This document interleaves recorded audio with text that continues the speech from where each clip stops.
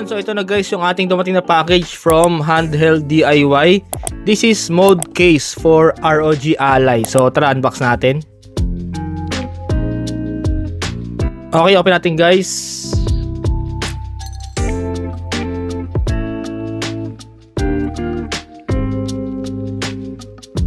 Okay, so inside the box guys, ito na ang ating mode case. Ano siya eh, parang transparent siya. Ayan, design niya guys. So kumbaga, popogi ang inyong ano dito guys. ROG Ally, napaka aesthetic ng design, di ba? Tapos meron pa siyang built-in na stand. Kasi di ba yung ROG Ally wala siyang kickstand. So ito, ayan, makakapag-stand na kayo dito. Ayan. Tapos, bukod dyan, meron siyang kasama syempre yung ating mga screw, tapos yung ating screwdriver meron din. Tapos meron na po siyang kasamang syempre yung ating instruction manual.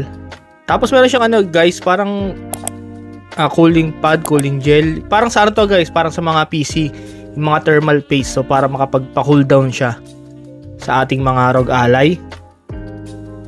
Tapos meron siyang strap.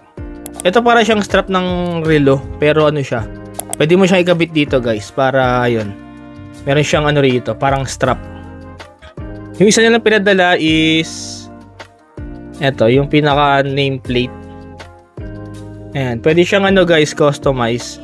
So nagpadala rin po sila na ito para ayun, may pangalan yung ating mode case. So ayan, dinidikit lang siya guys.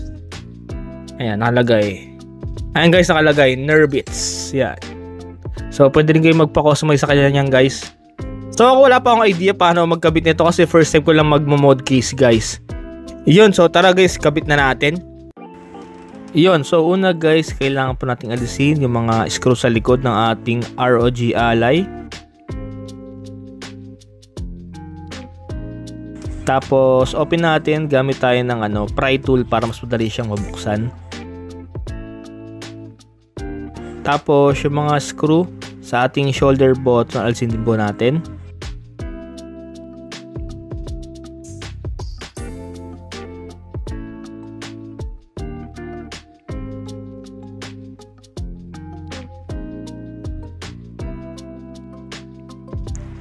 Tapos guys, sabalik na po natin yung mga buttons using stock screws.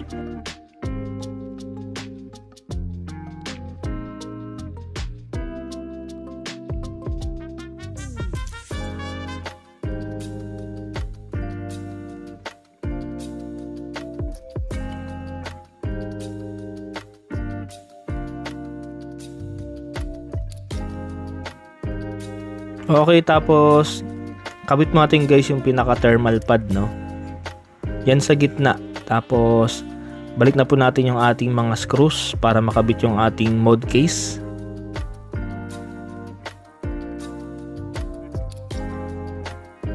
Okay, ganun kasimple guys ang pagkakabit ng ating ROG Ally mode case by Handheld DIY.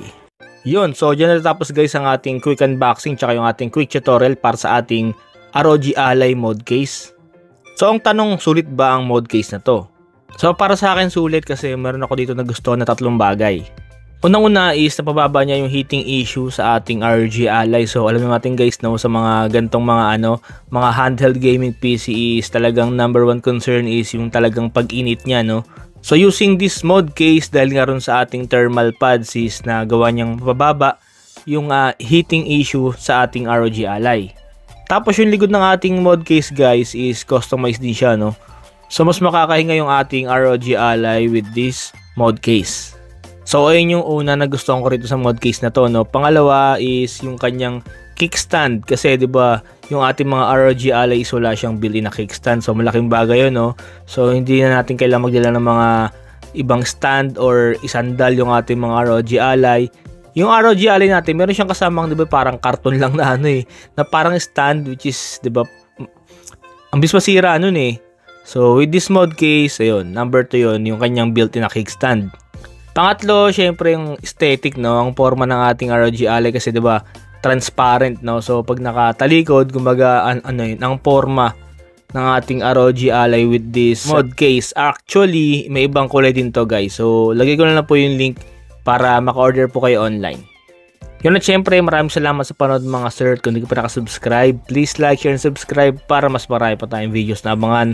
God bless mga sir and peace!